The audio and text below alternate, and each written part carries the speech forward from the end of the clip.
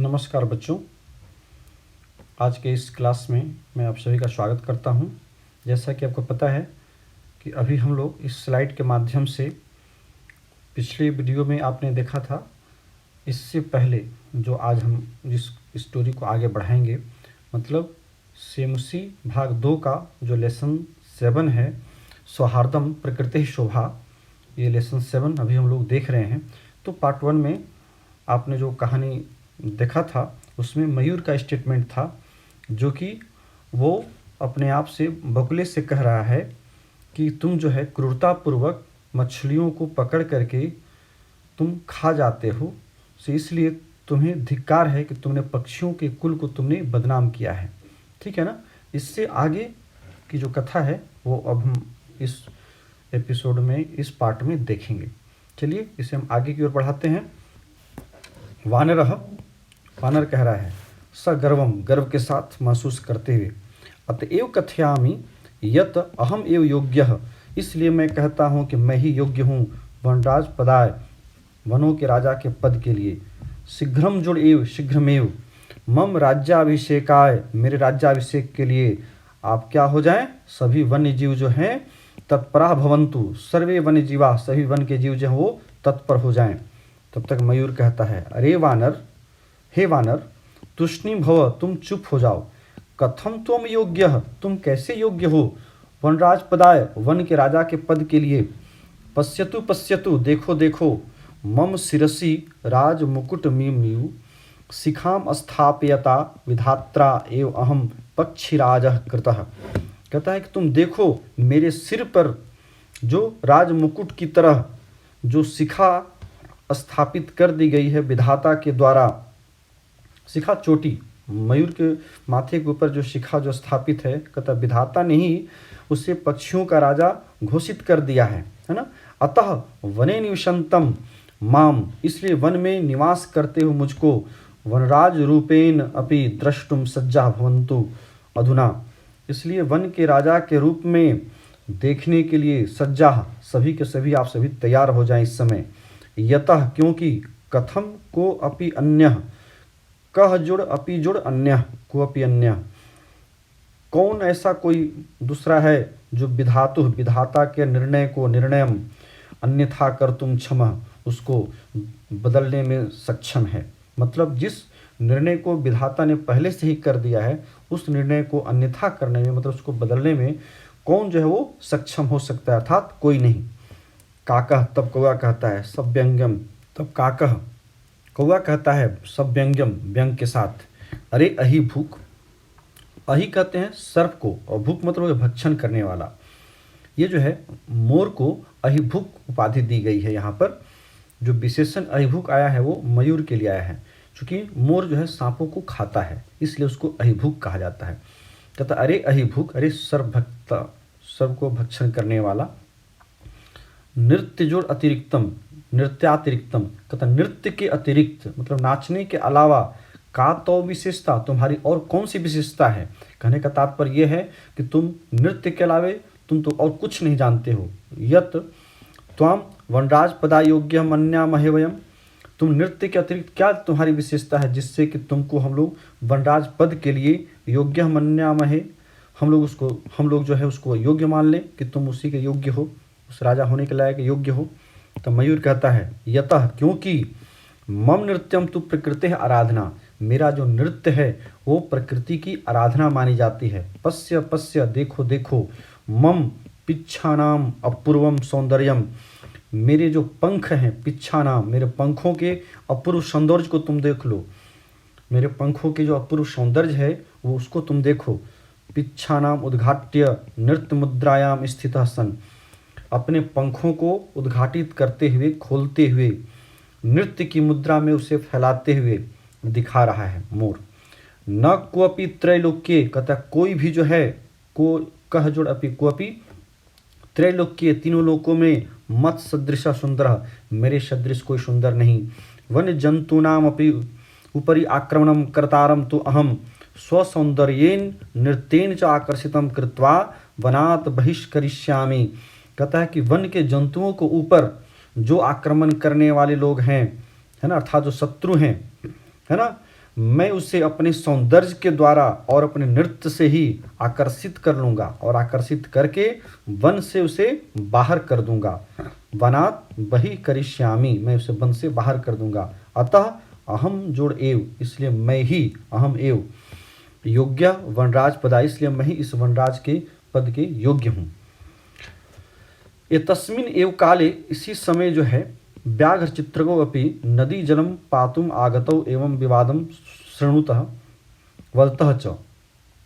इसी बीच व्याघ्र मतलब बाघ और चिता भी नदी के जल को पीने के लिए दोनों यहाँ पर पहुँचते हैं और इनके विवाद को सुनते हुए और बोलते हैं। क्या बोलते हैं दोनों? व्याघ्र चित्रको, अरे किम वनराज पदाय सुपात्रम चीयते, क्या वन के राजा के पद के लिए योग्य पात्र का चयन किया जा रहा है? एतदर्थम तो अवाम एव योग्यो, इसके लिए तो हम दोनों ही योग्य हैं। यस्य कस्यापि, कहता है जिस किसी का भी चयन करो सर्वसम्मत्या, सर्वसम्मति से करो। तब सिंह कहता है तुष्णी भव भोः, कहता रे तुष्णी भव, तुम चुप हो जाओ। युवाम अपि मत सदृशो भक्षकौ न तो रक्षकौ, कहता युवाम अपि, तुम दोनों भी जो है वो मम सदृशो, मेरे समान ही क्या हो? भक्षकौ, भक्षक हो, न तो रक्षक, न कि तुम रक्षक हो। एते वन जीवाः, ये जो वन के जीव हैं, भक्षकम रक्षक पद योग्यम न मन्यन्ते, कहता भक्षक को जो है वो रक्षक के पद के योग्य नहीं मानते हैं। अतएव विचार विमर्श प्रचलति, इसलिए यहाँ पर विचार विमर्श चल रहा है कि जो भक्षक है उसको रक्षक के रूप में, उसको राजा के रूप में कैसे स्वीकार किया जाए, इस पर विचार विमर्श चल रहा है। बकह, तब बगुला कह रहा है सर्वथा सम्यक उक्तम, सम्यक जोड़ उक्तम इति सम्यक उक्तम, कहता है कि सर्वथा हर प्रकार से तुमने ठीक कहा। सिंह महोदयन, हे सिंह महोदय, आपके द्वारा सम्यक प्रकार से ठीक कहा गया है। वस्तुतः एव सिंहेन, वास्तव में ही सिंह के द्वारा बहुकाल पर्यंतम शासनम कृतम, इस सिंह के द्वारा जो बहुत काल तक शासन किया गया है। परम अधुना तो कोऽपि पक्षी एव राजा जोड़ इति राजेति निश्चितव्यम अत्र तो संशीति लेशस्य अपि अवकाशः एव नास्ति, यहाँ तो लेश मात्र भी संशय का कोई स्थान नहीं है। ठीक है ना? संशीति लेशस्य जोड़ अपि इति संशीति लेशस्यापि अवकाशः एव नास्ति, यहाँ तो थोड़ा सा भी कोई शंका का स्थान नहीं है। सर्वे पक्षिणः, सभी पक्षी कहते हैं उच्च ही जोर से, आम आम कश्चित खगः एव वनराजा भविष्यति, यहाँ कोई न कोई पक्षी ही जो है खगः एव वनराजा भविष्यति, यहाँ अब तक तो शासन रहा सिंह का, लेकिन अब जो है जो राजा बनेगा वो वनराज, वन का जो राजा होगा कोई न कोई खगः पक्षी ही होगा। परम कश्चित अपि खगः आत्मानं विना नान्यम कमपि अस्मै पदा योग्यम चिंतयन्ति, लेकिन होता क्या है कि कोई भी पक्षी आत्मानं विना, अपने बिना, न अन्यम, कोई किसी भी दूसरे को इस पद के लिए योग्य नहीं मान रहे हैं, नहीं समझ रहे हैं। तरहि कथम निर्णय भवेत्, तब कैसे निर्णय होगा? तथा तभी जो है तैः सर्वैः, उन सभी के द्वारा गहन निद्रायाम निश्चिंतम स्वपंतम उलुकम वीक्ष्य विचारितम, उसी समय गहन निद्रा में निश्चिंत होकर के सोए हुए उस उल्लू को, है ना, वीक्ष्य दृष्टवा, देखकर, विचारितम, विचार उन्होंने किया, यत एषः, क्या विचार किया कि यह आत्मश्लाघहीनः, यह अपनी प्रशंसा से रहित, है ना, पद निर्लिप्तः, पदों का जिसके पास कोई लोभ नहीं है, वो पदों से निर्लिप्त होकर के उल्लुकः एव अस्माकं राजा भविष्यति, यह जो उल्लू है यही हमारा राजा होने लायक है, वास्तव में यही हमारा राजा होगा। एव अस्माकं राजा भविष्यति, हमारा राजा होगा।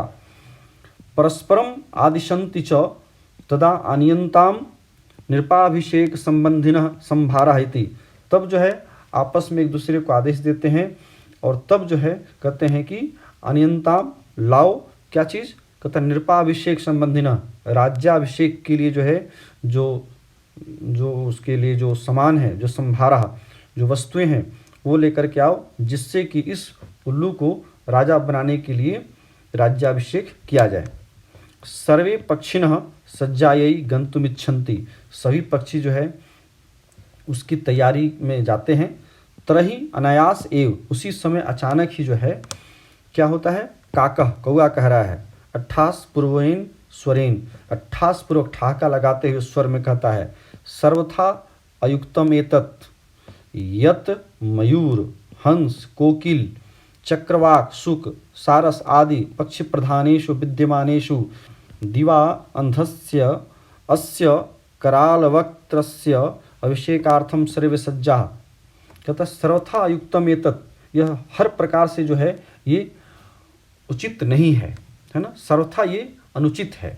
अयुक्तम एतत्, क्या अनुचित है, यत कि मोर हंस कोयल चक्रवाक सूक सारस आदि प्रधान पक्षियों के रहने के बावजूद भी, विद्यमानेषु विद्यमान होने के बावजूद भी, जिसको दिन में ही अंधकार की तरह दिखता है, दिवा अंधस्य यस्य, कहता है कि अस्य मतलब लुकस्य, इस जो जिसे कि दिन में ही अंधा के रूप में है, वो जो दिन में ही अंधा बने हुए की तरह है, इस और क्या कराल वक्त्र, जिसका कि विकराल मुख है, डरावना मुख है, उसके अभिषेक के लिए सर्वे सज्जा, सभी जो जानवर हैं वो तैयार हैं इसके, ऐसे व्यक्ति के, ऐसे उल्लू के राजा बनाने के लिए, जिसके लिए कि उसके अभिषेक के लिए, जो कि दिन में ही अंधा बना हुआ है।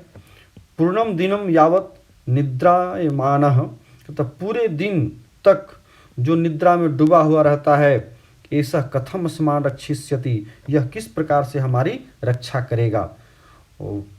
वस्तुतः तू, यहाँ पर स्वर टूटेगा तो विसर्ग हो जाएगा, वस्तुतः तू, वास्तव में तो, स्वभाव रौद्र मत्तिग्रम क्रूरम प्रियवादिनम उलुकम नृपतिम कृत्वा कानु सिद्धिर्भविष्यति।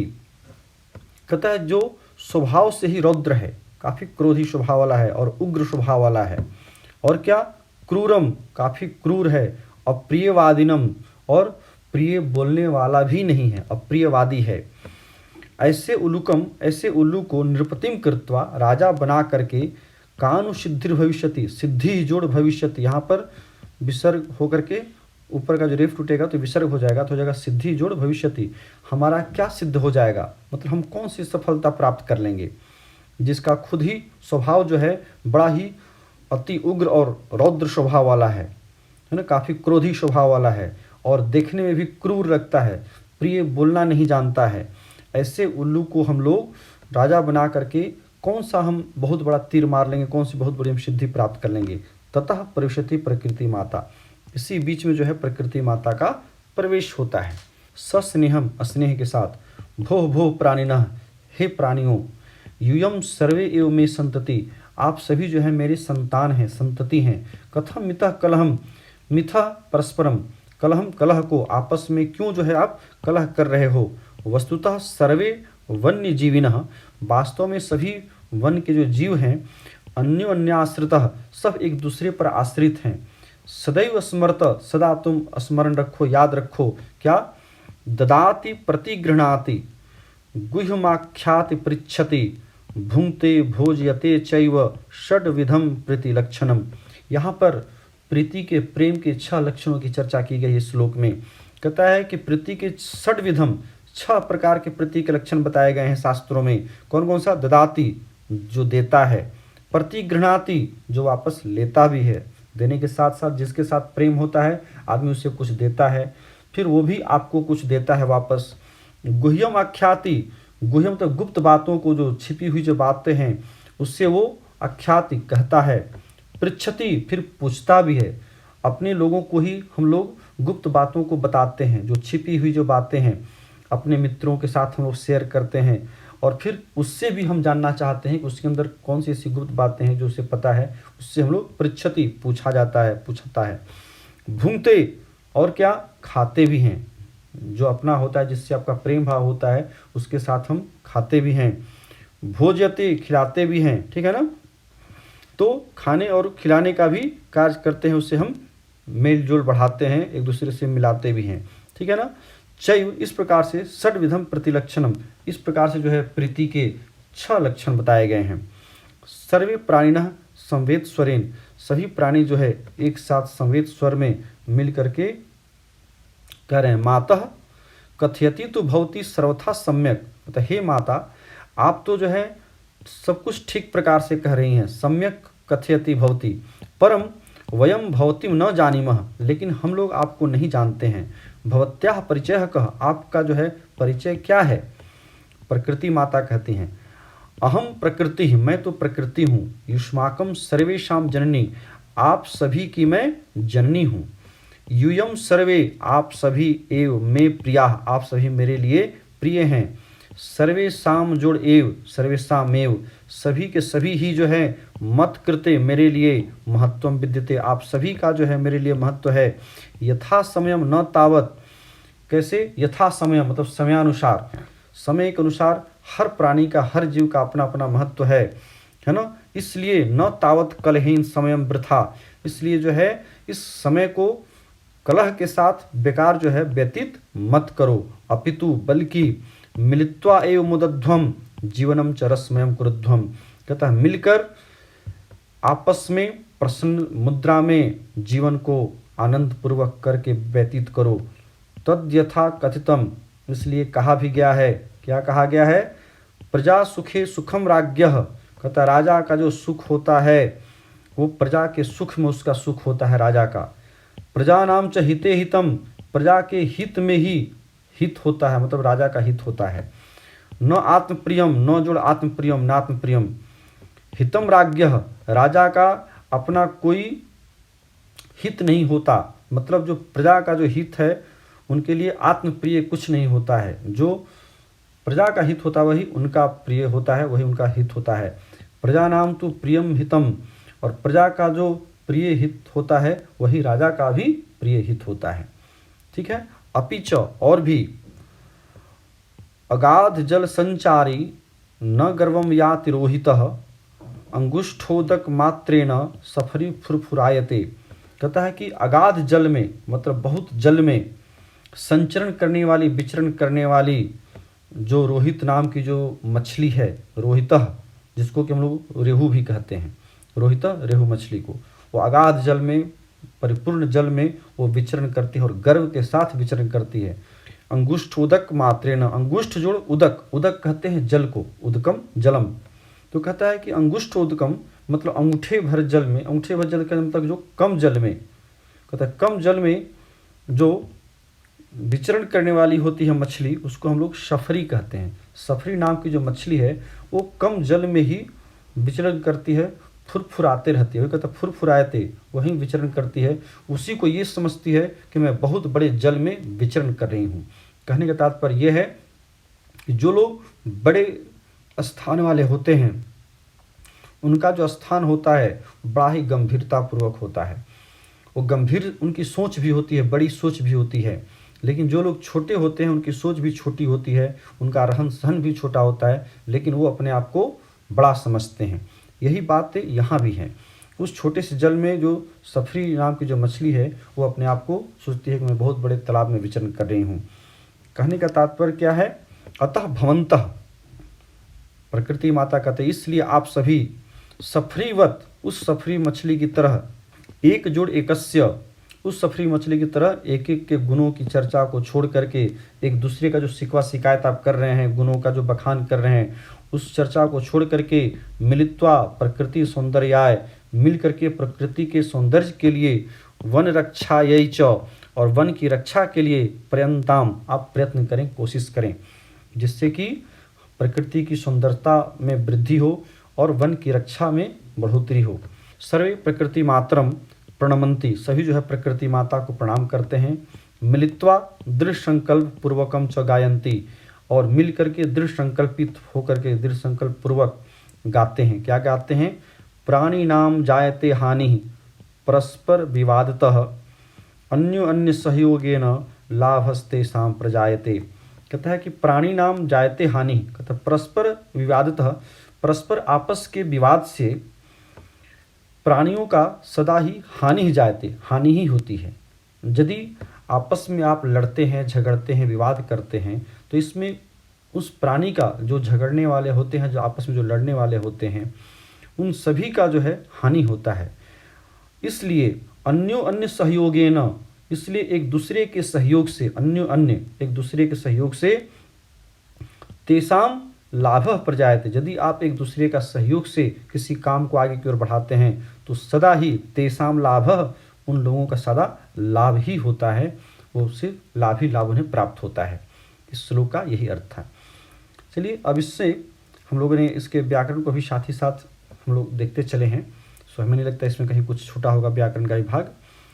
तो आज हम लोग इस क्लास को अब यहीं विराम देंगे, फिर नेक्स्ट चैप्टर के साथ आपसे हमारी मुलाकात होगी।